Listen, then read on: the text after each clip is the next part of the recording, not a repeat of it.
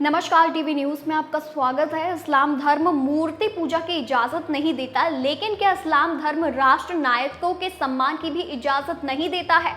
दरअसल पिछले दिनों दिल्ली के ईदगाह मैदान में रानी लक्ष्मीबाई की मूर्ति लगाने का विवाद हुआ था।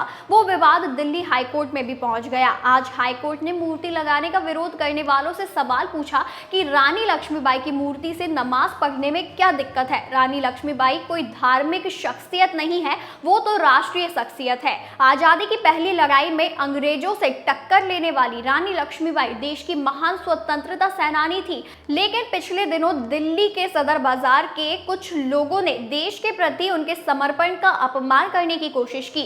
चंद लोगों ने उत्तरी दिल्ली के ईदगाह के मैदान में रानी लक्ष्मीबाई की मूर्ति का विरोध किया और न सिर्फ विरोध किया बल्कि उस इलाके में अशांति फैलाने की तक कोशिश की गई।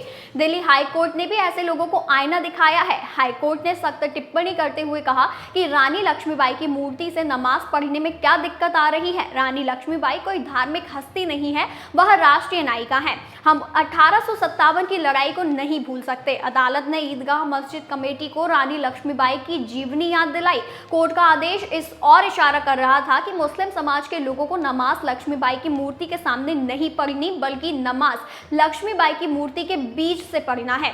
हाईकोर्ट में सुनवाई हो रही थी, लेकिन ईदगाह के सामने डीडीए की जमीन पर मूर्ति लगाने के लिए काम जारी है। जिस जमीन को लेकर विवाद पैदा करने की कोशिश की गई थी, वहां पर नगर निगम की निगरानी में काम तेजी से चल रहा है। दरअसल उत्तरी दिल्ली के सदर बाजार में डीडीए के पार्क पर वक्फ बोर्ड ने अपना दावा पेश किया था। केस में हाई कोर्ट की सिंगल बेंच ने पार्क को डीडीए की संपत्ति कहा था। हाई कोर्ट ने आदेश के बावजूद 26 सितंबर को मुस्लिमों की भीड़ रानी लक्ष्मीबाई की मूर्ति लगाने का काम रुकवाने के लिए पहुंच गई। 100 से ज्यादा महिलाओं ने धरना भी दिया था। इलाके में तनाव को देखते हुए 27 सितंबर को मूर्ति का काम रोक दिया गया था, लेकिन अगले ही दिन मूर्ति लगाने का काम फिर शुरू हो गया। उम्मीद है कि हाईकोर्ट की सख्त टिप्पणी राष्ट्र नायिका की मूर्ति का विरोध करने वालों के लिए सबक होगी। ईदगाह और डीडीए के जमीन मामले में अगली सुनवाई हाई कोर्ट में 4 अक्टूबर को होनी है।